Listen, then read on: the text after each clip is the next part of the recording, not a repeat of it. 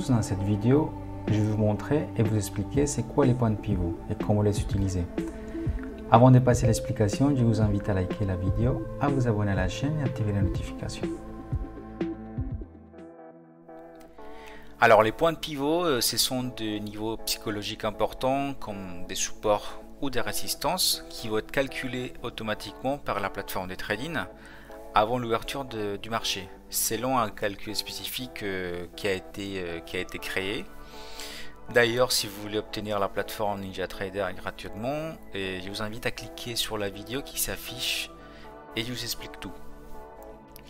Donc ces points pivots vont nous donner des niveaux. Donc le trader va pouvoir les utiliser pour se positionner selon son analyse. On va trouver 5 niveaux de base importants.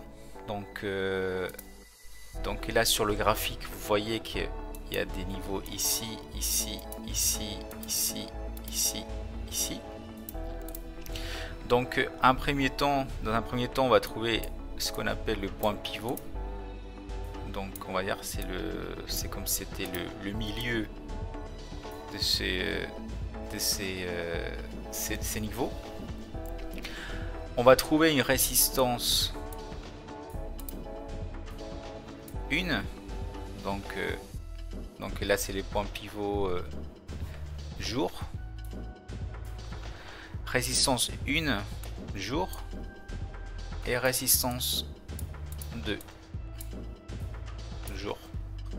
Ensuite en bas on va trouver un support 1 jour et un support 2 jours. Pourquoi je parle des jours? Parce qu'en fait il existe différents types de points pivots qui vont être calculés selon l'unité de temps. Les plus connus et les plus importants, ce sont les points pivot jour, les points pivot hebdomadaires et les points pivot mensuels. Là, je viens de vous montrer les points pivot jour, donc ce sont les points qui sont ici. Et vous voyez que j'ai aussi, je vais changer la couleur pour mieux voir, par exemple celle-ci. Là, vous voyez que j'ai un niveau ici aussi. Là.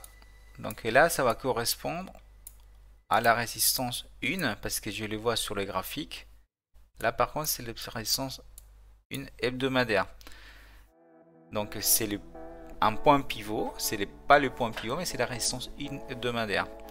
Là en bas, juste au-dessous du support 2 journalier, on va trouver le R1 mensuel. Voilà. Pourquoi je vais trouver ça sur mon graphique? Parce que moi je les ai configurés comme ça, c'est-à-dire que moi dans mes graphiques je vais inclure les points pivots journaliers, les points pivots hebdomadaires et les points pivots mensuels. Donc des fois on va avoir ce qu'on appelle la convergence, donc c'est-à-dire qu'ici sur ces niveaux je vais trouver là en bas, je vais trouver un support 2 journalier et une résistance 1, c'est la première, on va dire la plus proche, mensuelle. Donc ça paraît simple, ça peut être un point important si les marchés il venaient à descendre pour éventuellement acheter. Donc pour chercher ce qu'on appelle un rebond.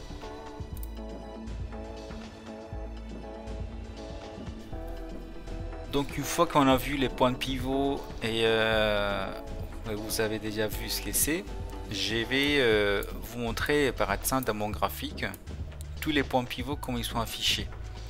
Donc là par exemple je vais utiliser la couleur jaune pour les points pivots jour. Donc là ici il y a aussi un support 3 qui est utilisé, mais dans la journée c'est rare que ça arrive. Ça arrive, mais ça arrive pas tous les jours, c'est à dire que le support 3 c'est vraiment éloigné.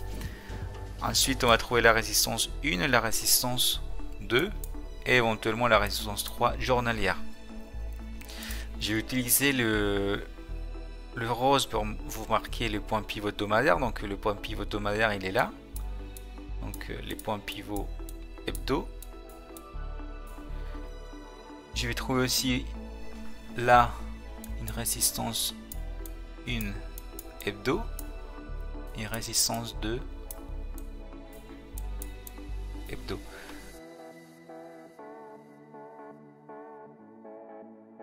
Après, donc là, on avait dit qu'on avait le R1 mensuel. Et un mensuel, j'ai aussi le R2 ici, juste à côté du R2 hebdomadaire. Donc là, par être simple, ça, juste par déduction, c'est ici.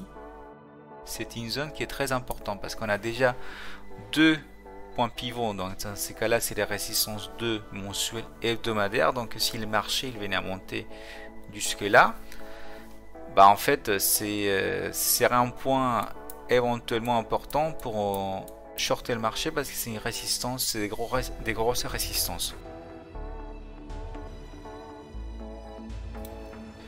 Donc vous allez cliquer sur la clic droit sur votre souris et vous allez sur indicateur. Donc les indicateurs ils vont s'afficher.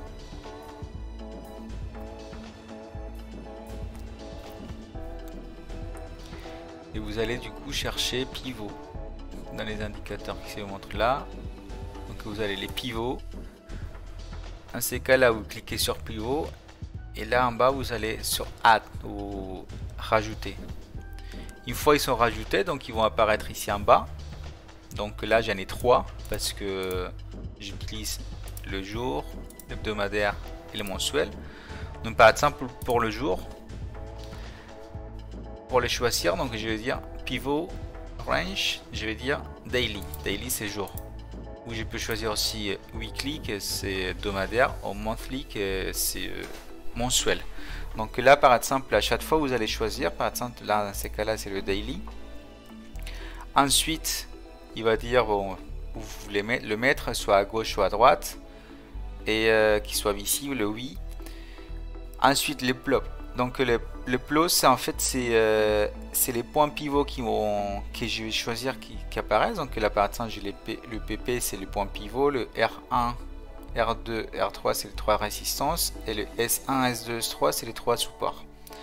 Ensuite je vais choisir une couleur, donc moi perso j'ai choisi ce bleu là et j'ai dit que pour le point journalier je vais avoir je veux des points, des petits points comme ça, fin, avec un petit taille, donc taille 1. Là les résistances 2 ça va être la même chose, c'est juste qu'on va afficher R2. Par exemple si je vais sur le monthly, donc sur le mensuel, je vais dire que je veux une ligne solide, c'est-à-dire je veux pas des petits points ou je veux pas la ligne coupée, je veux une ligne solide. Donc comme ça je vais pouvoir les différencier chaque point pivot. C'est pour ça tout à l'heure je vous disais comme ça, par exemple ça c'est un mensuel ici et ça c'est un journalier et plus bas on trouvait les mensuels parce que c'était une ligne solide. Ça c'est à vous de voir. La seule chose qu'il faut savoir c'est que comme je vous ai dit tout à l'heure, plus l'unité de temps est grande, plus ils vont être importants et pertinents à travailler. On va les utiliser selon l'analyse, c'est-à-dire que si on voit que le marché il est en train de casser à la baisse fortement et il a traversé le S1, bah en fait on va dire que ces supports là en fait il va pas forcément marcher aujourd'hui parce que la tendance baissière dans cet exemple elle est trop forte. Donc ces supports là en fait c'est comme tous les supports et toutes les résistances, c'est pas des murs en béton, c'est des choses qu'en fait qui cassent de temps en temps. C'est pas parce qu'on voit une résistance que le marché va tout de suite on va tout de suite les shorter. Donc par exemple aujourd'hui ici le marché il a ouvert là, il était plutôt baissier cette nuit, on est sur les futurs du ES, donc le SP500, le futur. Il a rebondi un peu sur ce qu'on pourrait appeler la VWAP, mais on avait aussi une zone de convergence à ces moments qui était le point pivot jour, PP jour, et il a travaillé là. Et là on voit qu'en fait le marché il travaille là. Ensuite il a monté un petit peu et il a été rejeté par le R1 hebdo. D'accord? Je ne suis pas en train de dire qu'à chaque fois que le marché il arrive sur le R1 hebdo, il va baisser. Non, c'est tout simplement que aujourd'hui, bah, ces points-là, il est important parce qu'en fait, ces points-là, c'est des niveaux psychologiques. C'est pas des, c'est comme les supports, les résistances. En fait, c'est l'action des prix qui va nous dire en fait quel point c'est important ou pas important. Parce qu'en fait, là, je vous montre tout simplement des graphiques, mais en vrai, le trading, c'est pas des graphiques. Le trading, c'est surtout dire pour les investisseurs qui ont beaucoup de capital, qui vont dire voilà, bah, aujourd'hui je pense que selon mes analyses macroéconomiques, etc., je pense que le SP500 il est plutôt pas cher, donc je vais l'acheter, ou certaines fois ils vont dire il est trop cher, je vais les vendre, parce qu'en fait eux ce qu'ils cherchent c'est des bonnes affaires, donc ils vont acheter quand c'est bas, ils vont vendre quand c'est haut, et c'est eux qui vont faire bouger le marché. Les points pivots, les autres niveaux qu'on peut utiliser, en fait ça va être tout simplement des niveaux où les traders vont se mettre d'accord pour dire ok, bah là je trouve que là c'est cher, donc aujourd'hui ça peut être la résistance 1, demain ça peut être autre chose. En tout cas ça marchait ici et on peut le prendre en compte pour dire éventuellement si le marché il arrive à nouveau ici, bah j'ai déjà vu qu'il y a une réduction des prix, donc je vais voir comment le marché va réagir, éventuellement je vais les shorter. Si je vois qu'il commence à faire comme ça et commence à partir plus haut, bah, je vais dire bah, ces points là il va plus marcher. Par exemple là, donc dans cette baisse, on voyait que le S1 il a marché et du coup il a rebondi tout de suite là. Pourquoi il a rebondi comme ça d'un coup?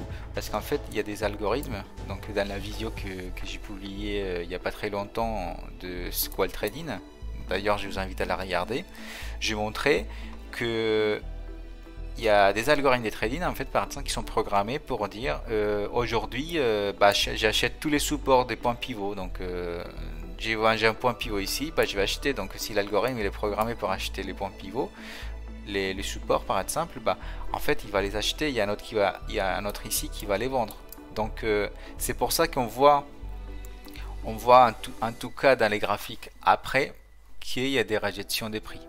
Du coup donc nous on va pouvoir s'en servir de ça parce que bah, tout le monde va s'en servir de ça, donc quand il y a des gens, par exemple vous avez 10 personnes qui sont en train de trader, c'est un exemple, il y en a 8 qui vont vendre la résistance 1 hebdomadaire, donc en fait bah, il y a plus de chances que ça aille vers le bas que vers le haut, parce que là il y en a 2 personnes qui vont peut-être l'acheter, donc les probabilités vont nous donner des chances de shorter le marché.